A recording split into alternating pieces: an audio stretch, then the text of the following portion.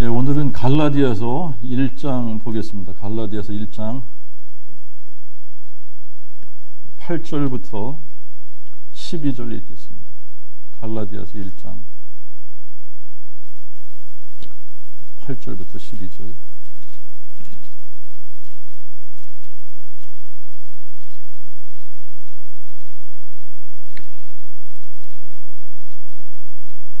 그러나 우리나 혹은 하늘로부터 온 천사라도 우리가 너에게 전한 복음 외에 다른 복음을 전하면 저에게 저주가 있을지어다. 우리가 전에도 말하였거니와 내가 지금 다시 말하노니 만일 누구든지 너희의 받은 것 외에 다른 복음을 전하면 저주가 있을지어다. 이제 내가 사람들에게 좋게 하랴 하나님께 좋게 하랴 사람들을 기쁘게 하랴 이는 내가 지금까지 사람들의 기쁨을 구하였다면 그리스도의 종이 아님이니라. 그러나 형제들아 내가 너희에게 알게 하노니 내가 전한 복음은 사람의 뜻을 따라 된 것이 아니니라. 이는 내가 사람에게서 받은 것도 아니요 배운 것도 아니요 오직 예수 그리스도의 계시로 말미암은 것이니라. 아멘.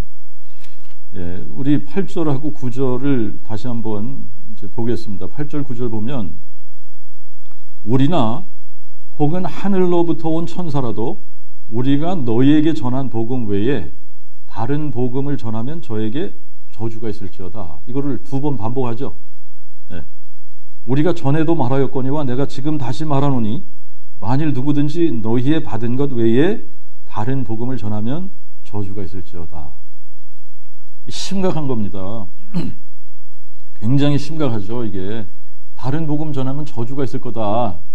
그러는데 사실 저부터 시작해서 내가 다른 복음을 전했구나 이런 생각하는 사람이 아마 거의 없을 겁니다. 이게 내가 전하는 복음이 이게 지금 이 바울이 전했던 이 복음하고 똑같은 복음이냐 아니냐 이거를 질문해보고 정말 이 바울이 전한 복음이 아니라면 이 사도들이 전한 복음이 아니라면 정말 이게 저주받을 짓인데 그러면 내가 전하는 이 복음이 정말 사도들이 전한 그 복음하고 똑같으냐? 이거 질문해 봐야지 되는데 사실 저도 그냥 당연하게 생각했죠. 내가 전하는 복음이 당연히 이 성경적인 복음이고 사도들이 전했던 복음이라고 생각을 했지 이 사도들이 전했던 복음하고 다를 거다라고 생각한 적이 없었어요. 그리고 또 제가 이렇게 복음을 전하면서 부활 얘기를 했지 부활 얘기 안 한 적이 없거든요. 그러니까 이게 부활을 마음에 믿고 있다고 생각을 했지 이거를 내가 전하고 있는 이 복음이 사도들이 전하는 복음하고 다르다 이런 생각을 안 해봤단 말입니다. 이런 생각을 안 해봤는데 정말 이 복음의 광채가 진짜 비춰져서 특히 이 복음을 전하는 사람들은 이거 진짜 질문해 봐야지 되는데 뭘 질문해 봐야지 되냐? 내가 전하는 이 복음이 지금 바울이 얘기하는 우리가 너에게 전한 이 복음 외에 다른 복음이 없다라고 하지 않습니까? 그럼 이 말은 무슨 얘기예요? 복음의 메시지는 하나밖에 없다는 얘기죠. 우리가 전하는 이 복음 외에 다른 복음이 없다 라는 얘기는 이 복음밖에 없으니까 복음은 하나밖에 없는 겁니다. 맞는 거죠? 예, 복음은 하나예요. 하나. 다른 복음이 없습니다. 복음은 사도들이 전한 이 복음, 바울이 그리스도로부터 계시를 받아서 전한 이 복음이 아니면 아닌 겁니다. 아멘 되세요? 이 복음이 아니면 아니라는 겁니다. 그런데 지금 거의 대부분의 목회자들이 제가 실수했던 그 실수를 그냥 하는 겁니다. 이 질문을 안 하는 거예요. 당연히 내가 전하는 복음은 당연히 성경적이고 사도들이 전했던 그 복음이지라고 생각하는 겁니다. 그런데 바울이 전한 이 복음하고 내가 전하는 이 복음이 동일하지 않으면 다른 복음이에요. 맞습니까? 바울이 전하는 이 복음하고 내가 전하는 복음이 정확하게 동일해야 되는데 동일하지 않으면 나는 다른 복음 전하고 있다 이 말입니다. 자, 그러니까 여러분 이거를 이제 우리가 확실하게 해야지 됩니다. 확실하게 해야 되는데 12절 한번 보세요. 12절 보시면 내가 사람에게서 받은 것도 아니요 배운 것도 아니요. 이 복음은 누구한테 받은 거라고요? 오직 예수 그리스도의 계시로 말미암은 것이라. 예수 그리스도의 계시로 말미암은 것이라. 그러니까 바울이 받은 이 복음은 예수님으로부터 직접 계시받은 겁니다. 그러니까 이 바울이 전한 이 복음하고 그러면 다른 사도들이 전한 복음하고 동일해야지 돼요? 안 해야지 돼요? 동일해야지 되죠. 이거는 그냥 동일해야지 돼요. 바울이 전한 복음이나 다른 사도들이 전한 복음이나 동일해야지 되고, 그리고 더 나아가서 우리가 전하는 복음도 바울과 다른 사도들이 전한 이 복음하고 어떻게 해야지 돼요? 똑같아야지 됩니다. 이게 같지 않으면 저주받는 거예요. 이게 굉장히 심각합니다. 이게 똑같지 않으면 저주받는 거예요. 이제 이렇게 바울은 심각하게 쓰고 있는데 이거를 읽는 사람들이 심각하게 읽지 않으면 이게 또 문제죠, 그죠? 예. 근데 여러분들 한번 보세요. 이 바울이 계시로 받은 이 복음의 내용이 이제 이 로마서에 이게 정확하게 이제 기록이 되어 있습니다. 로마서 1장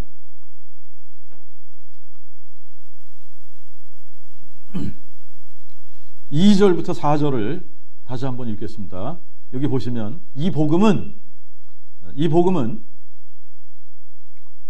하나님이 선지자들을 통하여 성경에 미리 약속하신 그의 아들에 관한 것으로 그가 육신으로는 다윗의 혈통에서 나셨으나 성결의 영으로 죽은 자들 가운데서 부활하셔 능력으로 하나님의 아들로 인정되셨으니 곧 예수 그리스도 우리 주님이시라. 여러분 이제 우리가 전하는 복음의 내용이 지금 이 내용이래야 됩니다. 이 내용이래야 돼요. 이게 아니면 아닌 거예요. 예? 자, 이제 요거를 바울이 아주 간략하게 디모데후서 2장 8절에 이렇게 기록하고 있습니다. 디모데후서 2장 8절.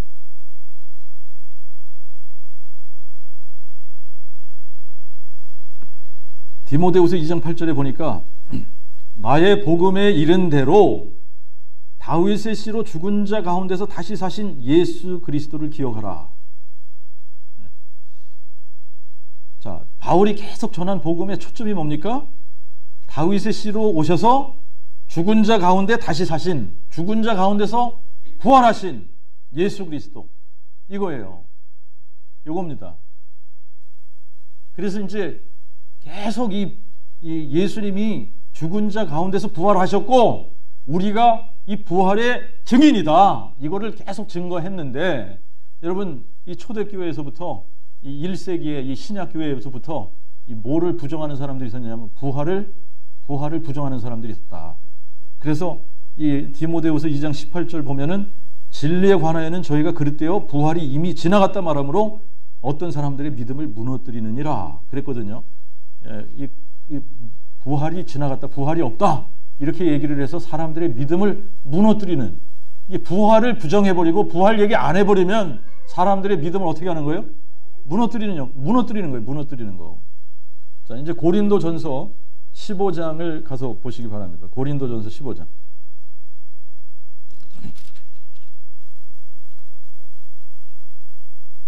(12절에) 보니까 15장 12절에 보니까 그리스도께서 죽은 자 가운데서 다시 사셨다 전파되거늘 어찌하여 너희 중에 어떤 이들은 죽은 자의 부활이 없다 하느냐.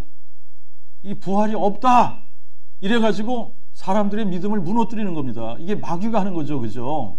자, 그런데 사도들이 전한 복음은 뭐예요? 자, 고린도전서 15장 1절부터 우리가 이렇게 읽어보면, 형제들아 내가 너희에게 전한 복음을 너희로 알게 하노니 이는 너희가 받은 것이요 또 그 가운데 선 것이라. 너희가 만일 내가 전한 복음을 굳게 지키고 헛되이 믿지 아니하였으면 이로 말미암아 또한 구원을 받느니라.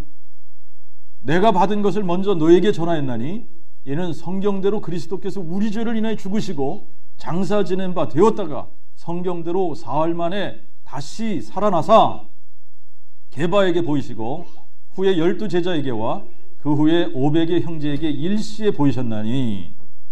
이게 지금 바울이 얘기하는 이 초점이 예수님이 죽은 자 가운데서 부활하셨는데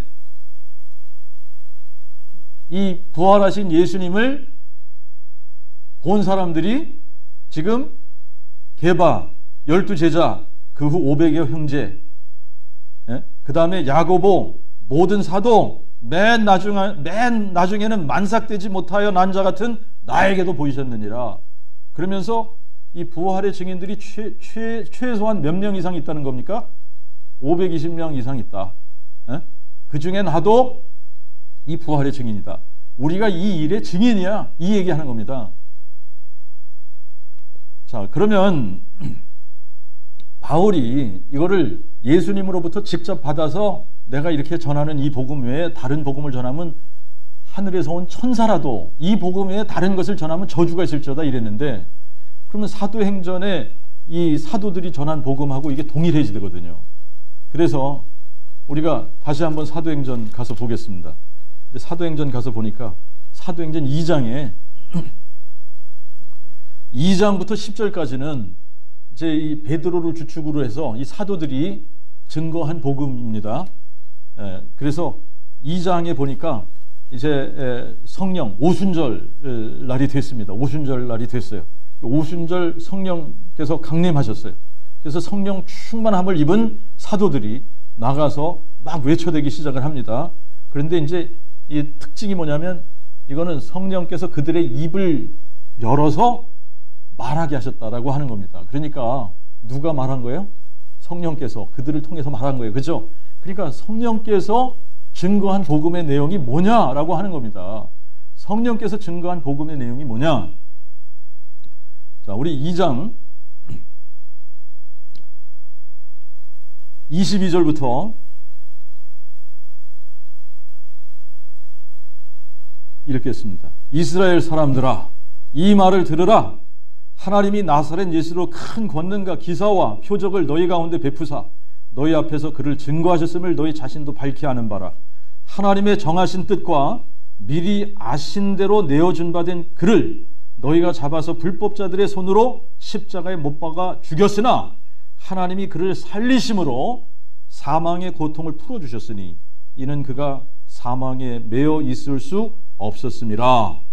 다윗도 저를 가리켜 말하되 내가 항상 내 앞에 계신 여호와를 배우며 그가 내 우편에 계심을 그가 내 우편에 계심으로 내가 요동치 아니하리로다. 이러므로 내 마음이 기뻐하고 내 입술도 즐거워하며 또한 내 육체도 소망에 거하리니 이는 주께서 내 영혼을 음부에 버리지 아니하시며 주의 거룩한 자로 썩음을 당치 않게 하실 것이미로다. 주께서 생명의 길로 내게 보이시니 주 앞에서 나로 기쁨이 충만케 하시리로다 하였으니 여러분 형제들아, 내가 조상 다윗에 대하여 너희에게 담대히 말할 수 있나니 다윗은 죽어 장사되어 그 묘가 오늘까지 우리 중에 있도다. 저가 선지자인 거로 하나님이 이미 자기에게 맹세하사 육신을 쫓아 그의 허리의 열매 중에서 그리스도를 일으키시어 자기의 보좌에 앉게 하리라 하심을 알고 또 이것을 미리 보는 거로 그리스도의 부활하심을 말하여 그의 영혼이 음부에 버려지지 않고 그의 육신이 썩음을 보지 아니하리라 하더니 이 예수를 하나님이 살리셨으니 우리가 다 이 일의 증인이로다. 그러니까 지금 성령께서 지금 이제 오순절날 강림하셨습니다. 그래서 이 120문도들 가운데 다 임했죠, 그죠? 그래서 이들이 성령 충만을 다 받았습니다. 사도들이 가서 막 외치는데 성령께서 그들의 입을 열어서 외치게 한 말씀이에요, 이게. 그런데 이 내용을 여러분들이 딱 로마서 1장 2절부터 4절하고 비교해 보면 정확하게 같은 내용입니다. 맞죠? 로마서 1장 2절부터 4절의 내용이 뭐예요? 복음이라고 하는 것이 뭐냐? 하나님이 그의 선지자들을 통하여 성경에 미리 약속한 그의 아들에 관한 것이다. 여기 보니까 지금 이 다윗의 입을 통해서 미리 약속한 거 아니에요, 이게. 그죠? 네? 그런데 뭘 약속하신 거예요? 하나님의 아들이 다윗의 자손으로 오시겠다. 그랬더니 여기 보니까 조상 다윗이 뭐라고 말했어요? 저가 선지자인 거로 하나님이 이미 자기에게 맹세하사 육신을 쫓아 그의 허리 열매 중에서 그리스도를 일으키셔 자기 보좌에 앉게 하리라 하심을 알고, 메시아가, 그리스도가 자기 허리의 열매 중에서 나올 것을 알았다는 거 아닙니까? 그죠? 네? 그래서 이것을 미리 얘기한 거 아니에요? 예언한 거 아니에요? 그 다음에 또 뭘 예언했어요? 뭘 예언했어요? 죽은 자 가운데서 부활하셔서 능력으로 하나님의 아들로 인정되실 거다. 그랬는데 31절에 보니까 또 이것을 미리 보는 거로 그리스도의 부활하심을 말하여 그의 영혼이 음부에 버려지지 않고 그의 육신이 썩음을 보지 아니하시리라 하더니 이 예수를 하나님이 살리셨으니 이 일에 우리가 증인이다. 여러분, 지금 정확하게 바울이 예수님으로부터 계시받은 그 복음의 내용하고 지금 사도들이, 성령께서 임하셔서 사도들의 입을 벌려서 선포했던 그 복음의 내용하고 정확하게 일치하는 겁니다, 지금. 자, 우리 3장에 가서 보면, 이제, 이 내용을 보면은, 지금 요 2장의 사건은 오순절 아침에 있었던 사건 같고, 이제, 3장의 내용은 오후에 있었던 사건 같아요. 이제, 베드로하고 요한이, 기도 시간에 기도하기 위해서 성전에 이제 올라갈 때 그 성전 미문에 앉아서 구걸하던 안전뱅이가 있었습니다. 근데 이 안전뱅이를 낫게 하죠. 이 낫게 하는 이 사건 때문에 지금 사람들이 안전뱅이가 나오니까 여러분, 그러니까 이제 사람들이 그냥 우르르 몰린 겁니다. 그때 또 이제 베드로가 복음을 전하는 거예요. 자, 3장 11절에 보니까 고침을 받은 그 안전뱅이가 베드로와 요한을 붙잡으니 모든 백성이 크게 놀라며 그들에게 함께 달려가 솔로몬의 행각이라 칭하는 행각에 모이거늘 베드로가 보고 백성에게 말하되 이스라엘 사람들아 왜 이 일을 기이 여기느냐, 왜 우리를 주목하여 마치 우리가 우리 개인의 권능과 경건으로 이 사람을 걷게 한 것처럼 보느냐. 아브라함과 이삭과 야곱의 하나님 곧 우리 조상의 하나님이 자기 아들 예수를 과연 영화롭게 하셨느니라. 너희는 그를 넘겨주고 빌라도가 놓아주기로 결정한 것을 너희가 그 앞에서 그를 부인하였으니 너희가 거룩하신 자여 또한 의로우신 자를 부인하고 도리어 살인자를 놓아주기를 구하여 생명의 왕을 죽였으나 그러나 하나님이 저를 죽은 자 가운데서 살리셨으니, 이게 초점, 이게 핵심 아닙니까? 여기다가 초점이 가 있는 거 아닙니까? 너희가 죽였으나 하나님이 저를 죽은 자 가운데서 살리셨다. 그리고 우리가 이 일에 뭐라고요? 증인이다. 아멘.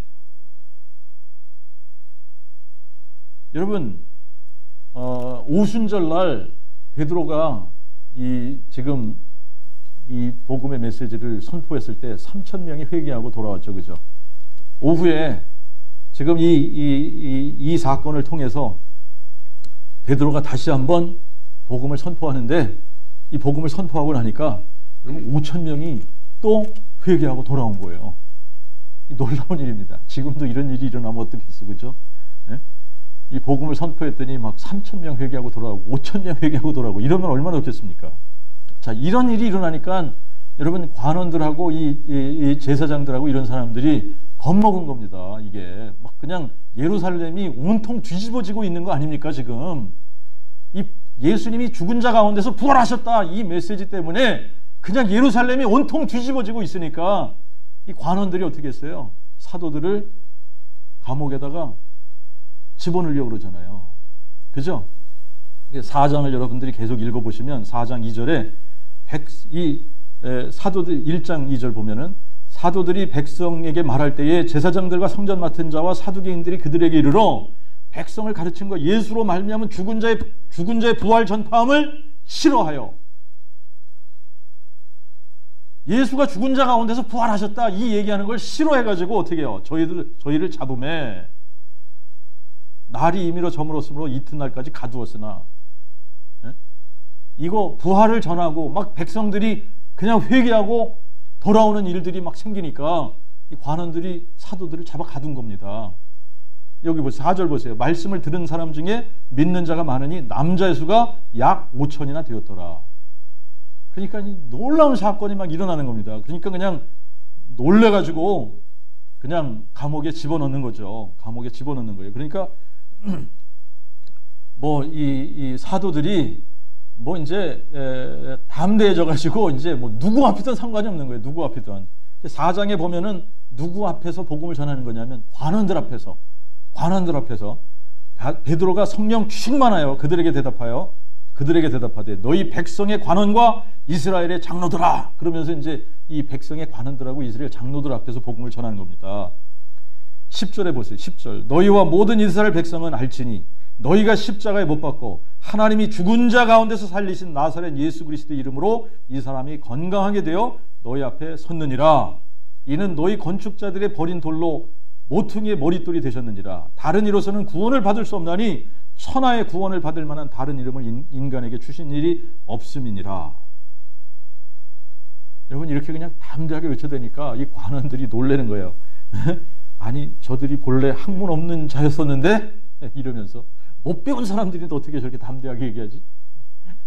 자, 그러니까 이게 복음이 이게 뚫리면, 복음으로 그냥 확 이게 뚫어지면 여러분 배우고 못 배우고 상관이 없는 겁니다. 아셨죠? 네?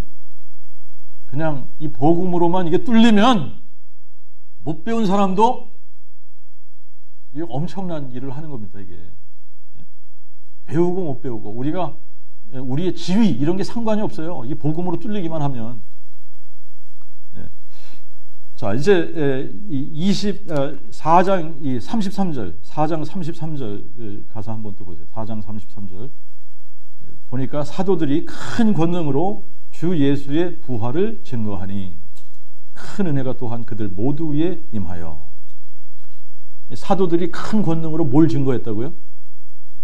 예수의 부활을 증거했다. 예수의 부활을 증거했다. 이겁니다.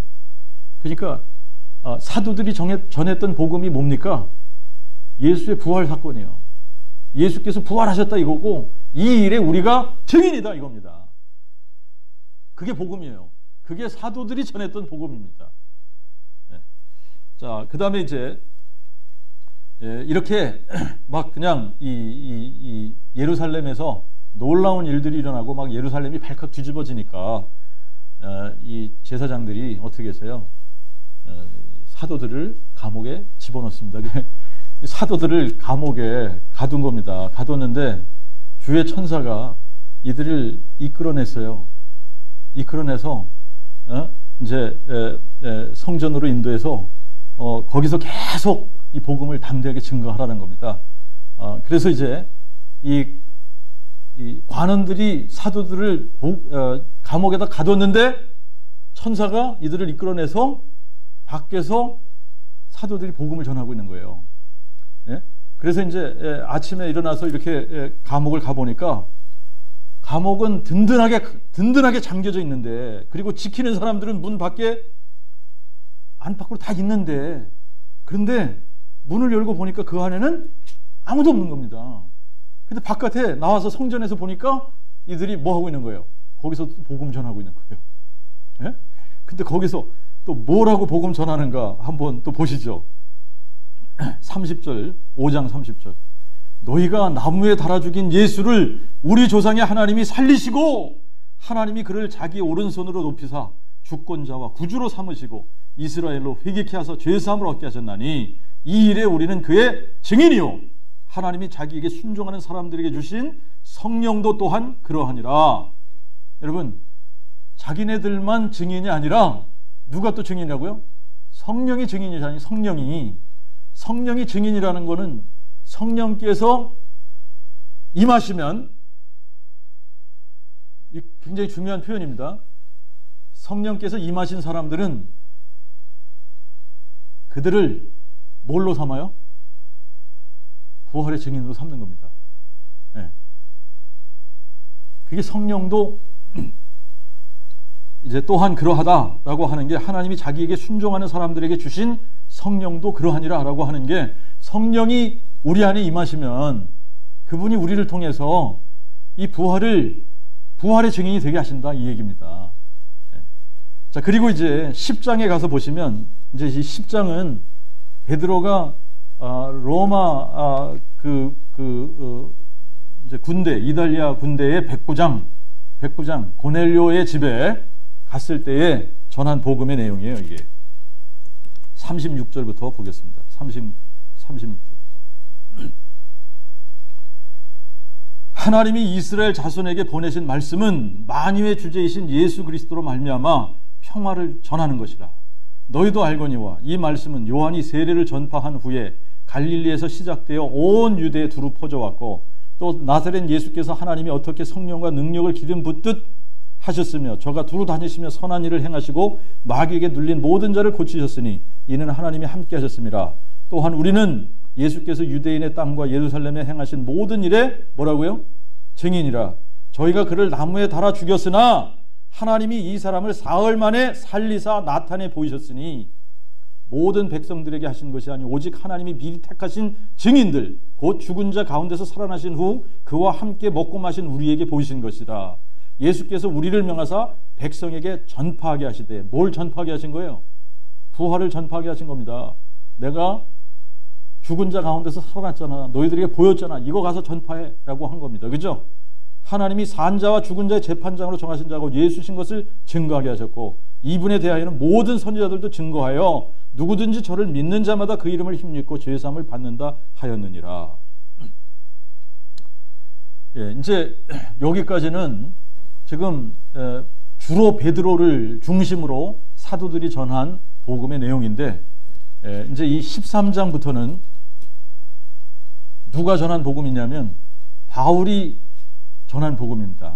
이제 이 13장은 바울이 첫 번째 전도 여행을 갔을 때 이제 이 BCD 안디옥이라고 하는 곳에 유대인의 회당에 들어가서 전한 복음의 내용이에요. 이 부분을 우리가 한번 살펴보도록 하시겠습니다.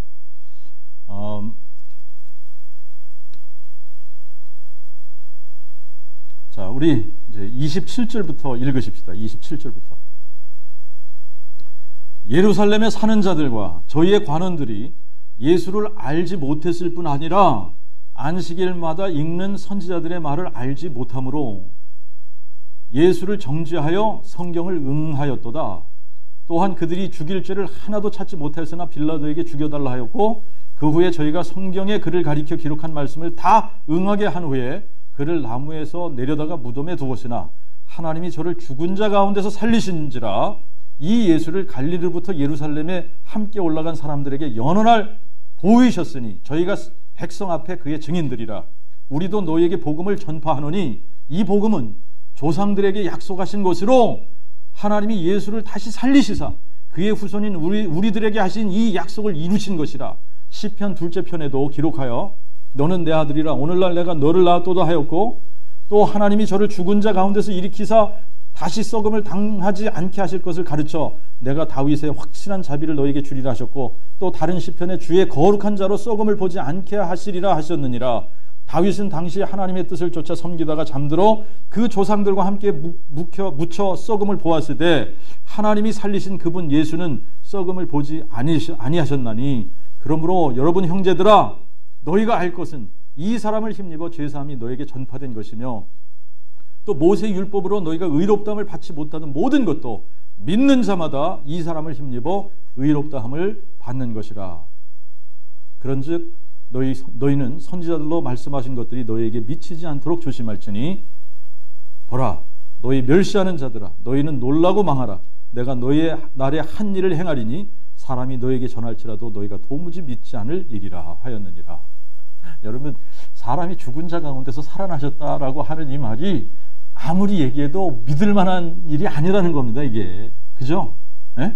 이게 죽었다가 일어난 사람이 어디 있어요? 그죠? 이게 불가능하지 않습니까? 사람으로는 불가능한 거예요. 그런데 이런 일을 행하시겠다는 겁니다. 예. 이 내용을 보니까 정확하게 동일하잖아요. 예? 베드로가 전한 복음이나 지금 바울이 전하는 복음이나 동일한 겁니다.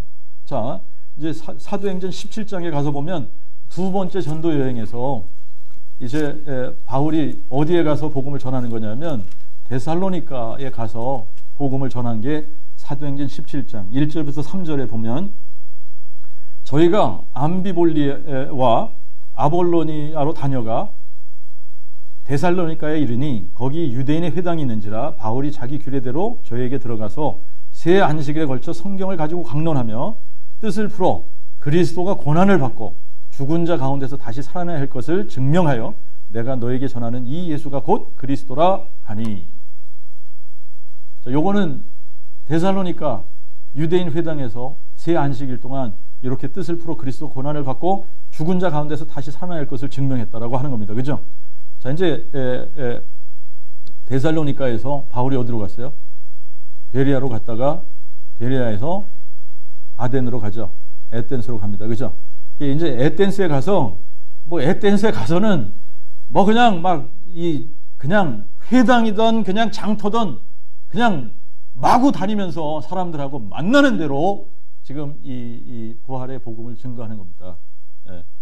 이 17장 17절 18절 여기를 보니까 회당에서는 유대인 및 경건한 사람들과 또 장터에서는 날마다 만나는 사람들과 변론하니 어떤 에피쿠로스와 스토이고 학파 철학자들도 바울과 쟁론할세 혹은 이르되 이 말쟁이가 무슨 말을 하고자 하느냐 하고 혹은 이방신들이 전하는 사람인가 보다 하니 이는 바울이 예수와 및 부활을 그들에게 전함이더라. 뭘 전했다고요? 예.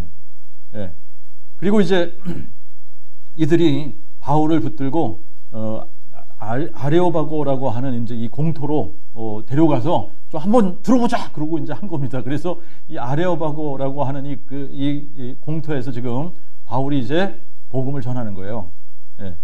23절부터 보니까 내가 두루 다니며 너희의 숭배하는 것들을 보다 알지 못하는 신에게라 새긴 제단도 보았으니 그런즉 너희가 알지 못하고 숭배하는 자 그를 내가 너희에게 알게 하리라.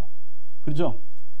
그러면서 이제 24절부터 전하는 복음이 뭐냐면 우주와 그 가운데 있는 만유를 지으신 하나님은 천지 대주시니 손으로 지은 전에 계시지 않고 또 무엇이 부족한 것처럼 사람의 손으로 섬김을 받으시는 것이 아니니 그는 만민에게 생명과 호흡과 모든 것을 친히 주시는 자이심이라.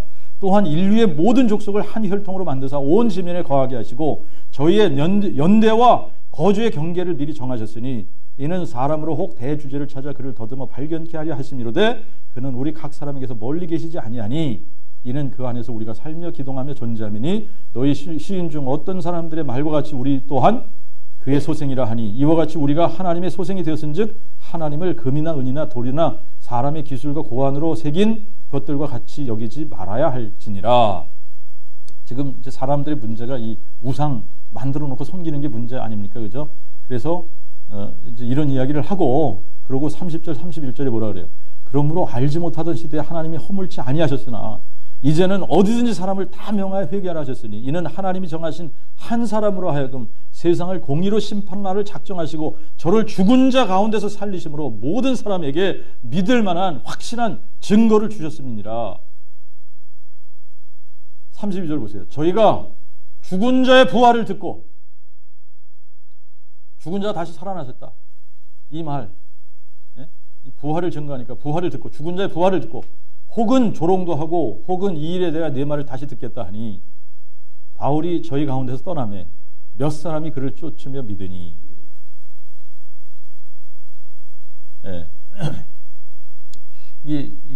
지금 예루살렘에서 베드로가 전했을 때는 3,000명, 5,000명 막 이렇게 믿는 자들이 생겼는데 이제 바울이 이렇게 이제 이방인 가운데 다니면서 이렇게 복음을 전하니까 그냥 뭐 3,000명, 5,000명 이런 역사는 안 일어나는 것 같아요, 그죠? 이 아테네에서는 그냥 겨우 몇 명의 이제 이 신자를 얻은 겁니다. 자, 24장에 가서 보시면 이제 이 24장은 바울이 그 벨릭스 앞에서 자기를 변호하는 내용인데 자기가 이제 이 15절, 24장 15절과 21절 두 군데만 보겠습니다. 바울이 뭐라 그러냐면 14절, 이 14절, 15절. 내가 이것을 당신께 고백하리니 나는 저희가 이단이라 하는 도를 쫓아 힘써 조상의 하나님을 섬기고 율법과 및 선지자들의 글에 기록된 것을 다 믿으며 저희가 기다리는 바 하나님을 향한 소망을 나도 가졌으니 곧 의인과 악인에게 죽은 자의 부활이 있으리라 함이라. 21절. 오직 내가 저희 가운데서 외치기를 내가 죽은 자의 부활에 대하여 오늘 너희 앞에 신문을 받는다 한 이 한 소리가 있을 따름이니라. 자, 그리고 26장을 보시면 이제 26장은 이 베스도하고 아그리빠 앞에서 이제 자기를 변호하던 말입니다. 그죠? 네. 이제 그 부분을 보면 8절을 한번 보세요. 8절. 26장 8절에 보니까 당신들은 하나님이 죽은 사람 다시 살리심을 어찌하여 못 믿을 것을 여기나이까. 당신들은 하나님이 죽은 사람 다시 살리심을 어찌하여 못 믿을 것으로 여기나이까. 자, 그리고 22절, 23절을 보십시오. 네. 자, 계속 이제 이거를 지금 선포하고 다니니까 유대인들이 그냥 바울을 잡아 죽이려고 하죠. 그죠? 근데 22절, 23절 보니까 하나님의 도우심을 받아 내가 오늘까지 서서 낮고 높은 사람들 앞에서 증거하는 것은 선지자들과 모세가 반드시 되리라 말한 것. 선지자들과 모세가 반드시 되리라 말한 것. 그밖에 없다는 거예요. 반드시 되리라. 그게 뭡니까? 곧 그리스도가 고난을 받으실 것과 죽은 자 가운데서 먼저 일어나사 백성과 이방인들에게 빛을 선포하시리라 함이니이다. 네. 자, 이제 이 사도행전을 이렇게 쭉 보니까 사도행전에서 사도들이 전한 복음의 초점이 어디에 맞춰졌느냐? 예수님이 죽은 자 가운데서 부활하셨다 이겁니다. 너희들이 이 예수를 십자가에 못 박아 죽였지만 하나님이 저를 죽은 자 가운데서 살리셨고 이 일에 우리가 증인이다. 이 얘기입니다. 아셨죠? 네. 이제 하나님께서 바울을 이방인의 사도로 부르셨어요. 이방인의 사도로. 그래서 이제 바울이 이방인들에게 복음을 전하기 시작을 합니다. 이방인들에게 가서 복음을 전하기 시작을 하면서 이제 하나님께서 특별히 바울을 통해서 신약 성경의 13권을 쓰도록 하셨어요. 13권. 그 중에 이제 이 로마서를 보면은 이 로마서는 로마서 1장 15절을 여러분도 보세요. 그러면 바울이 뭐라 그러냐면 자기가 모든 사람에게 빚진 자랍니다. 자기가 모든 사람에게 빚진 자, 복음의 빚진 자라는 얘기를 하고 있는 거예요. 그러면서 15절에 나는 할 수 있는 대로 로마에 있는 너에게도 복음 전하기를 원하노라. 자, 그래서 이 지금 로마서가 바울이 뭐 한 거냐면 이제 이 로마에 있는 로마 교회에 뭘 써서 보낸 거다? 복음을 써서 보낸 거다. 그죠? 네. 그래서 이 복음을 가장 잘 설명한 서신서가 뭐냐 그러면 로마서 그럽니다. 그죠? 네.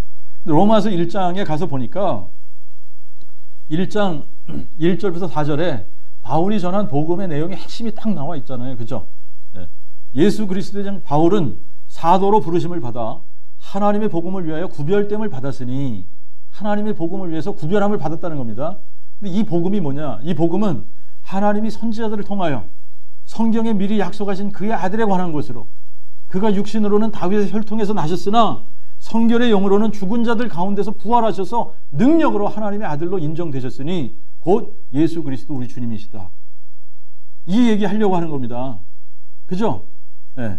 그래요. 그러면서 이제 뭐라 그러냐면 3장에 가서는 이 우리가 의롭다함을 받는 방법이 율법의 행위가 아니다. 이거를 얘기하는 겁니다.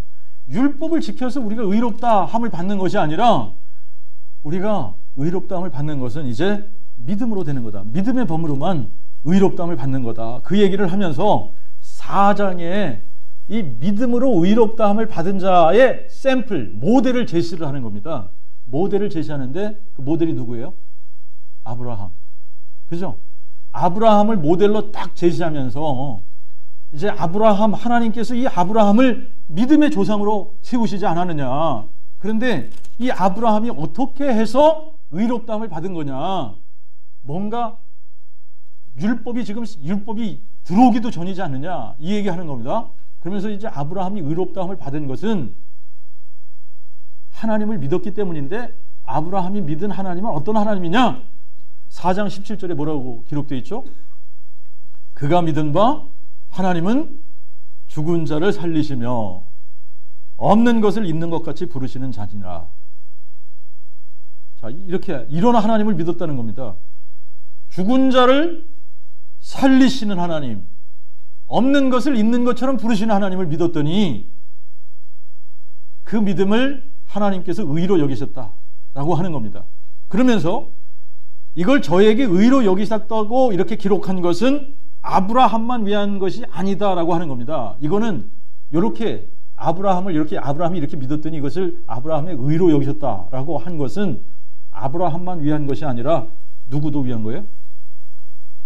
의로 여김을 받을 우리도 위함이니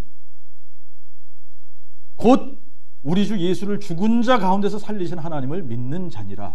아멘. 자, 그러니까 지금 무슨 얘기하고 있는 겁니까? 구약에서 율법이라고 하는 것이 들어오기도 전에 하나님께서 믿음으로 의롭다함을 받는 모델을 제시한 겁니다. 그게 누구예요? 아브라함. 근데 이 아브라함이 뭘 믿었냐? 죽은 자를 살리는 하나님을 믿었다 이겁니다. 없는 것을 있는 것처럼 부르는 하나님을 믿었다 이겁니다. 그러니까 전능하신 하나님을 믿었다 이겁니다. 그죠? 이 죽은 자를 살리는 하나님을 믿었더니 이것을 의로 여기셨다. 이거는 아브라함만 위한 것이 아니라 지금 나중에 지금 아브라함은 미래에 될 것을 보고 믿었는데 이것이 실체가 됐어요. 실제로 이루어졌습니다. 성취가 됐습니다, 이게. 그래서 예수님이 오셔서 죽은 자 가운데서 부활하셨어요. 그래서 이 예수를 죽은 자 가운데서 살리신 것을 믿는 우리도 위하여서 이렇게 모델로 제시했다라고 하는 겁니다. 그러니까 구약에서 믿는 믿음이나 신약에서 믿는 믿음이나 동일해야 된다는 얘기입니다. 믿습니까? 예, 그러니까 우리가 구원을 받으려면, 우리가 의롭다함을 받으려면 무슨 얘기냐면, 우리가 의롭다함을 받으려면 하나님이 죽은 자를 살리시는 하나님이다, 이거를 믿는 믿음이래야 된다는 얘기예요. 그런데 이것도 그냥 우리가 그냥 믿는 것이 아니라 마음에 믿을 때, 이게 마음에 믿어질 때 구원을 받는 거다라고 하는 겁니다. 왜 그러냐면 아브라함이 하나님이 죽은 자를 살리시는 하나님이야, 말로 그렇게 할 수 있죠, 그죠? 그런데 마음으로 믿지 않았으면 이삭을 바치라고 했을 때 이삭을 바칠 수 있어요, 없어요? 못 바칩니다. 근데 아브라함이 정말 이거를 마음으로, 중심으로 믿은 겁니다. 아멘? 이거 중심으로 믿으니까, 이걸 중심으로 믿었기 때문에 이삭 바쳐 그랬을 때 여러분 그냥 분명히 하나님께서 죽은 이삭을 다시 살리실 거야, 이런 믿음을 가지고 모리아산으로 가서 이삭을 바친 거예요.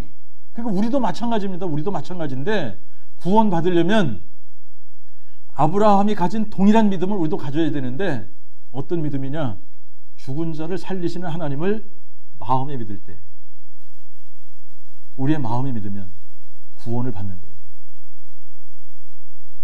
근데 지금 사람들이 이제 헷갈리는 게 뭐냐면, 이걸 계속 들으면은 머리로는 알지 않습니까? 예수님이 죽은 자 가운데서 부활하셨다, 이거 머리로 알거든요.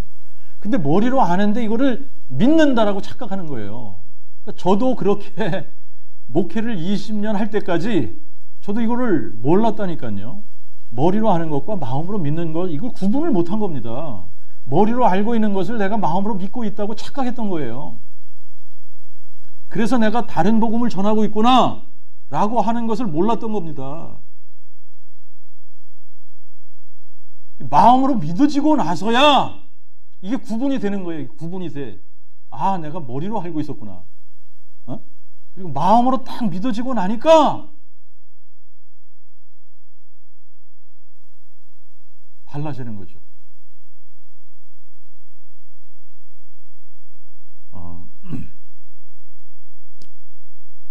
자, 여러분 이제 지금 이 로마서를 계속 읽다가 보면 이제 로마서 10장 9절에 정확하게 이게 우리가 구원받는 조건을 제시를 하는데, 우리가 구원받는 조건이 딱 하나밖에 없습니다.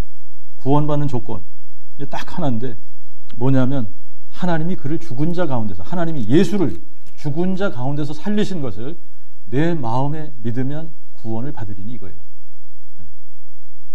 여기다가 제가 이거를 헷갈리지 않게 하게 하시려고 하나님께서 정확하게 이거를 내 마음에 믿으면 이렇게 하신 겁니다. 근데 이게 마음에 믿어지기 전까지는 그냥 이게 수십 번 수백 번을 읽어도 이게 이제 무슨 말인지 모르고서 그냥 읽는 겁니다. 그런데 이게 다 질문해 보셔야 되는 부분이에요. 뭘 질문해 봐야 되냐? 마음으로 믿는 것과 내가 그냥 지식으로 알고 있는 것의 차이가 뭘까? 내가 마음으로 믿으면 내가 그냥 머리로만 알고 있는 거하고 어떻게 다를까? 이거 다 질문해 보셔야 되는 겁니다.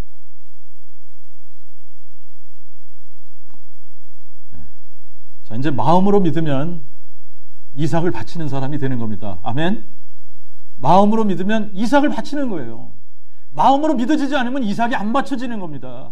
입으로는 아무리 우리가 주여 주여 내가 부활 얘기할 수 있지만 마음으로 믿어지기 전에는 이삭을 바치지 못해요. 마음으로 믿어지기 전에는 부활이 전부가 안 됩니다. 부활이 얼마나 큰 사건인지, 왜 이것만 표적이 되고 증거가 되는지 이해가 안 되는 거예요.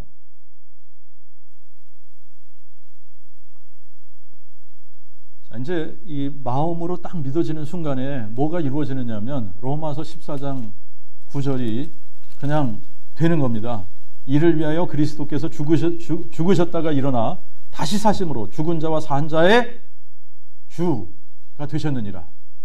여러분, 예수님이 죽은 자 가운데서 부활하신 것이 마음에 딱 믿어지는 순간에 그냥 예수님이 주권자가 되는 겁니다. 예수님이 나의 주, 나의 하나님이 되시는 거예요. 예수님이 나의 주, 나의 하나님이 딱 되시는 순간에 그때부터 우리의 인생은 완전히 바뀌는 겁니다. 나를 위해서 살던 사람이 누구를 위해서 살게 돼요? 더 이상 나 자신을 위해서 살지 않고 나를 위해서 죽으시고 부활하신 예수 그리스도를 위해서 살게 되는 겁니다. 아멘 되십니까? 네. 이게 마음에 믿어질 때만 그렇게 되는 거예요. 마음에 믿어질 때만.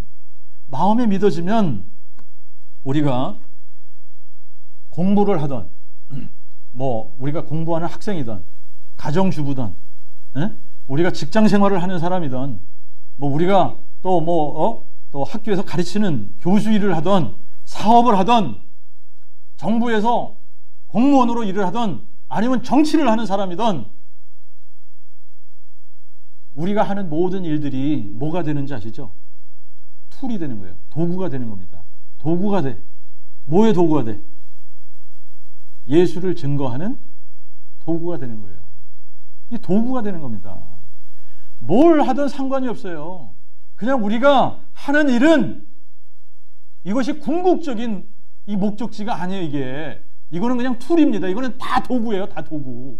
이게 도구가 돼서 이 내가 하는 일들을 통해서 나를 만나게 하시는 이 사람들에게 하나님께서 뭐 하게 하시는 거예요? 예수를 증거하게 하시는 겁니다. 근데 예수가 증거되려면 뭐가 증거돼야 예수가 증거되냐? 부활이 증거돼야 예수가 누군지 정확하게 증거가 되는 겁니다. 자, 그러니까 사도행전 1장 8절이 마음에 믿어질 때 그냥 이게 실제가 되는 거예요. 사도행전 1장 8절이 뭐예요? 오직 성령이 너에게 임하시면 너희가 권능을 받고, 권능을 받으면 어떻게 돼요? 예루살렘과 온 유대와 사마리아와 땅끝까지 이르러 내 증인이 되랍니까? 되리랍니까? 되리랍니다. 되리라. 이거는 그냥 자동적으로 된다는 얘기예요. 믿습니까? 누가 오시면? 성령이 우리에게 오시면 자동으로 우리가 부활을 증거하는 부활의 증인이 된다는 얘기예요. 자, 그러니까 여러분, 이 증인들이 하는 것이 있습니다. 증인들은 자기가 보고 들은 것을 얘기하는 거예요. 맞죠? 증인은 자기가 보고 들은 것을 얘기하는 겁니다. 그러면 여러분 보세요. 구약의 성도들은 아니 자기가 본 것도 아닌데 어떻게 이거를 증거한 겁니까? 구약 성도들은 아직 이루어지지도 않은 사건인데 그렇잖아요. 에? 구약의 성도들은 아직 이것이 이루어지지도 않은 사건인데 어떻게 이것을 증거했냐? 사도행전 2장 31절에 보니까 미리 보고 믿었다. 미리 보고 믿으니까 증거가 되는 거예요. 믿으세요? 네. 사도행전 2장 31절. 이것을 미리 보는 거로 그리스도의 부활하심을 말하여 그의 영혼이 음부에 버려지지 않고 그의 육신이 썩음을 보지 아니하시리라. 그러니까 구약의 성도들, 구약의 선지자들은 아직 일어나지도 않은 일을 어떻게 한 겁니까? 미리 보고 믿었다. 미리 보고 믿었기 때문에 증거한 거예요. 그죠? 아브라함도 미리 보고 마음에 믿은 겁니다. 아멘 되세요? 미리 보고 마음에 믿었기 때문에 이것을 증거한 겁니다. 다윗도 마찬가지고 미리 보고 이것을 마음에 믿었기 때문에 증거한 거예요. 그러면 이제 이 신약 시대에 예수님 당시에 예수님의 제자들과 또 예수님을 따르던 무리들은 가장 이제 특별한 그 특권을 누린 사람들인데 예수님의 십자가 죽으시고 부활하신 것을 직접 그들이 직접 목격하고 만났지 않습니까? 그들이 직접 목격하고 만났어요. 그래서 믿고 증거한 거예요. 그죠? 근데 지금은 지나간 일인데 과거잖아요. 과거 사건. 자, 이걸 우리가 어떻게 보고 믿느냐? 여러분, 이거 간접적으로 우리가 보고 믿는 거예요. 그렇잖아요? 네. 이제 이 구약의 성도들하고 비슷합니다만 이 구약의 성도들도 미리 되어질 일을 뭐를 통해서 보고 믿은 거냐면 성경을 통해서 보고 믿은 거예요. 자, 지금 우리도 마찬가지인데 이미 우리는 이제 이 구약의 성도들보다 이제 두 가지가 더 많은 겁니다. 그죠? 역사적인 사건으로 하나님께서 그냥 역사의 기록으로 남겨두셨어요. 그죠? 그러니까 이게 역사적 사건이 된 겁니다. 그 다음에 또 우리에게는 또 뭐가 있느냐면 이 성경의 기록 외에 또 뭐가 있냐면 이 부활을 직접 목격한 증인들이 최소한 520명 이상이 있는 거예요. 이들의 증언이 있는 겁니다. 이들이 다 부활을 증거하다가 어떻게 됐어요? 순교당했습니다.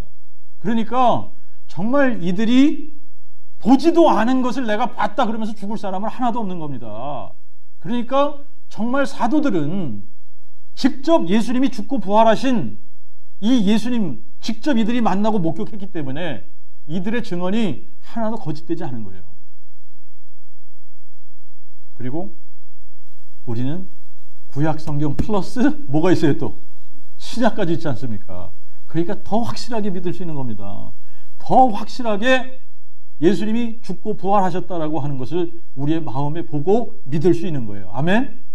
이것이 마음에 보고 믿게 되면 우리도 어떻게 돼요? 증인이 되는 겁니다. 증인이. 자, 이제 지금 예수님을 죽은 자 가운데서 살리신 분이 누구냐? 성령께서 그렇게 하셨다. 그러면 성령께서 예수님을 죽은 자 가운데서 살리셨으면 이 성령께서 우리 안에 들어오시면 이게 너무나 당연한 거 아니에요? 자기가 하신 그 일을 우리를 통해서 증거하게 하는 게 너무나 당연한 거다라고 하는 겁니다. 그러니까 죽은 자 가운데서 부활하신 이 일을 성령께서 하셨고 그 다음에 우리가 이것이 마음에 믿어졌다. 이게 마음에 믿어졌으면 정말 우리가 마음으로 보고 믿는 겁니다. 그러면 우리도 뭐가 되는 거예요? 증인이 되는 거예요. 증인이.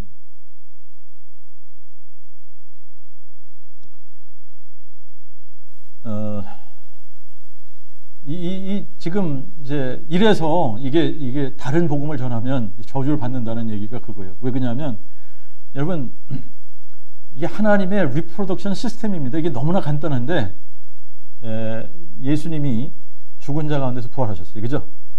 이거를 보고 만난 이 사람들이 또 뭘 증거합니까? 부활을 증거했습니다. 야, 우리가 이 일의 증인이야. 이 일의 증인이야. 예수님이 죽은 자 가운데 다시 사셨다니까? 그래서 이들을 통해서 예수님이 죽은 자 가운데 부활하셨다. 이 소식을 들은 사람들이 다 어떻게 되느냐면 이들도 나가서 뭘 전하겠어요? 야, 들어봐. 예수님이 죽은 자 가운데서 부활하셨어.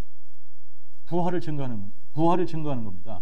자, 그러니까 이게 단순한데 이게 복음이라는 거예요. 복음이 뭐냐?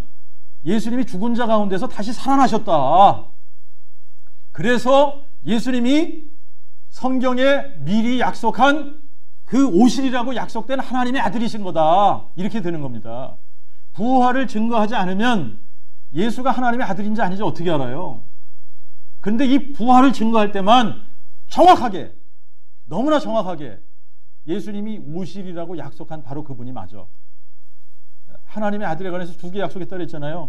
다윗의 아들로 오시고 죽은 자 가운데 부활하신다. 죽은 자 가운데 부활하신 분이 한 분밖에 없지 않습니까? 그러니까 이분이 누구냐? 하나님의 아들 맞다. 이렇게 되는 거잖아요. 그죠? 그래서 이분이 하나님의 아들인 것을 마음에 믿을 때에 예수님이 뭐가 되신다? 주와 그리스도가 되시는 거예요. 나의 주 나의 하나님이 되시는 겁니다. 이분이 나의 주 나의 하나님이 되실 때에 내 안에 누가 오시는 거예요? 성령께서 오시는 겁니다. 성령께서 오시면 성령이 우리로 하여금 뭘 증거하게 하신다? 부활을 증거하게 하신다. 부활을 증거할 때에 준비된 사람이 이 메시지를 듣고 회개하고 예수님을 마음의 주인으로 모시면 이 사람이 또 나가서 부활을 증거하는 사람이 돼서 이 방법을 통해서 하나님은 단순하게 하나님의 자녀들을 생산하시는 겁니다.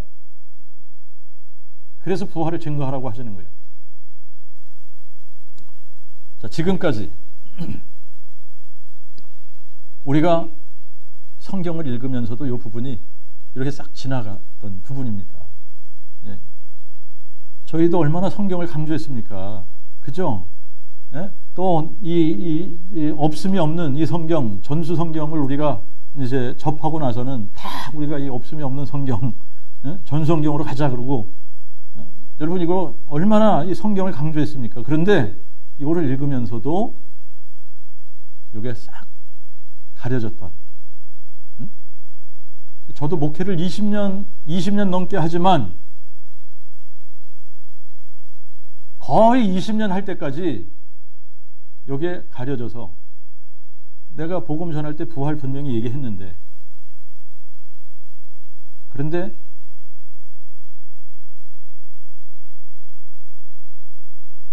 이게 정확하게 깨달아지니까 사도들이 전한 이 복음이 정확하게 깨달아지니까 여러분 제가 얼마나 이 가슴이 아팠겠습니까? 그리고 저한테 미안한 생각이 막 드는 거예요. 제가 이 정확한 복음을 이렇게 깨닫고 이 정확한 복음을 제가 목회 20년 할 동안에 저를 거쳐 지나간 이 사람들에게 이 정확한 복음을 전했어야 되는데 이게 다른 복음을 전했구나 이 생각하니까 너무너무 제 마음이 아픈 거예요.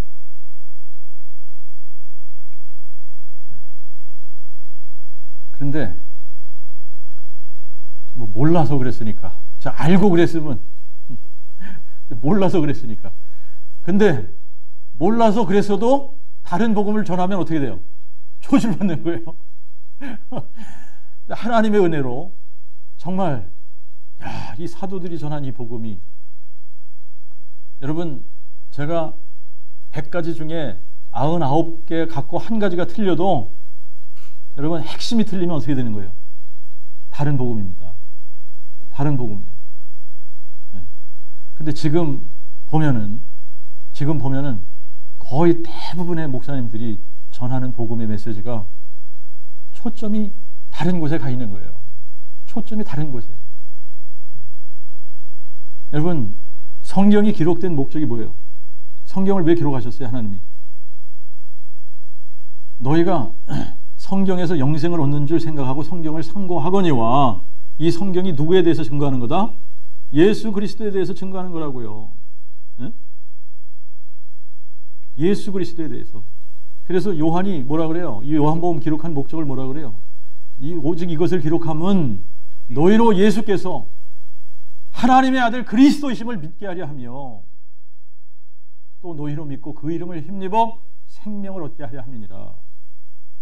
그러니까 예수께서 하나님의 아들 그리스도이심을 믿게 하려고 성경을 쓴 건데, 예수께서 하나님의 아들 그리스도이심을 믿으려면 여러분 그냥 단순합니다. 부활 사건으로 딱 가면 그냥 예수님이 누군지가 밝혀지는 거예요.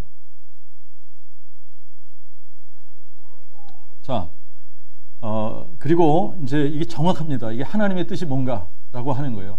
마태복음 7장 21절에 가서 보면 나더러 주여 주여 하는 자마다 다 천국에 갈 것이 아니요 오직 하늘에 계신 내 아버지의, 여기서 뭐가 빠졌다 그랬죠? 정관사 더가 빠졌다 그랬죠. 하늘에 계신 내 아버지의 그 뜻대로 행하는 자라야 들어가리라 그랬는데, 그러면 그 뜻이 뭐냐? 그 뜻이 뭐냐? 아버지의 그 뜻이 뭐냐? 요한복음 6장 40절에 가니까 아버지의 그 뜻이 정확하게 나와 있어요. 아버지의 그 뜻. 아버지의 그 뜻이 뭐냐? 아들을 보고 믿는 자마다 영생을 주시는 거다 그랬어요. 아들을 보고 믿는 자마다 영생을 주시는 거다. 이게 아버지의 그 뜻이라는 거예요. 그러니까 지금 이제 우리가 정말 그 아들을 보고 믿게 하려면, 여러분 예수님이 하나님의 아들 그리스도이심을 믿게 하려면 어떤 복음을 외쳐야지 되느냐? 여러분 사도들이 전한 그 복음을 외쳐야지 돼요. 복음은 여러분 이 복음 외에 없습니다. 이것이 복음이고 다른 것은 복음이 아니에요. 이것만이 복음입니다. 사도들이 그리스도께 받아서 선포하고 증거했던 그 복음, 사도행전에 성령께서 오셔서 사도들의 입을 열어서 그들의 입을 통해서 선포했던 그 복음, 그 복음이 복음이고 그 외의 복음은 아니에요. 다른 복음이에요. 다른 복음. 자, 그러면 여러분 우리가 뭘 선포해야 되냐? 뭘 선포해야 돼요? 예수께서 죽은 자 가운데서 부활하셨다. 그래서 이분이 성경에 미리 약속한 오실이라고 한 다윗의 자손이고 하나님의 아들이신 거다. 이거 선포하는 겁니다. 아멘? 네. 이게 마음에 믿어질 때, 여러분 이게 마음에 믿어지면 여러분들이 뭐가 돼요? 다 예수의 증인이 되는 거예요. 예수의 증인이 되면 이 예수의 증인은 뭘 외치는 사람이다? 부활을 외치는 사람이다. 아멘? 네. 주님 오시는 날이 이제 가까웠는데 여러분 다른 복음은 없습니다. 다른 복음 있어요? 없어요? 다른 복음 없습니다. 이 복음 외에는 다른 복음 없습니다. 정말 여러분 이 복음 앞에 우리가 다 굴복되어져서 우리가 예수님이 하나님의 아들 그리스도이심을 마음에 믿어야지 되는데, 이분이 하나님의 아들 그리스도이심이 마음에 믿어지려면 뭐가 믿어져야 된다고요? 예수님이 죽은 자 가운데서 부활하셨다. 이것이 마음에 믿어지면 여러분 우리가 다 구원받는 자 됨을 믿습니까? 예. 이게 마음에 믿어질 때 우리가 다 구원받는 겁니다. 아멘? 예. 그래서 정말 이 복음이 마음에 믿어져서 주님 오시는 그날까지 이 어두운 세상에서 정말 이 부활의 이 복된 이 소식을 증거하는 예수 그리스도의 증인들 다 되시기를 주님의 이름으로 축원합니다. 하나님 아버지, 정말 감사합니다. 참 저희들에게 이 복음이 이 마음으로 깨달아지게 허락해 주시고 마음으로 믿어 의에 이르고 입으로 시인해서 구원에 이르는 이 자리까지 저희들을 인도해 주신 거 주님 너무나 감사한데, 아버지 하나님 이제 저희 모두에게 이 성령의 충만함을 주시고 성령의 권능을 입혀주셔서 우리가 살아가는 그 삶의 현장에서 우리를 만나게 되는 모든 사람들에게 담대하게 부활을 증거해서 예수께서 하나님의 아들 그리스도심을 선포하고 증거하는 예수 그리스도의 참된 제자, 부활의 증인들이 다 될 수 있도록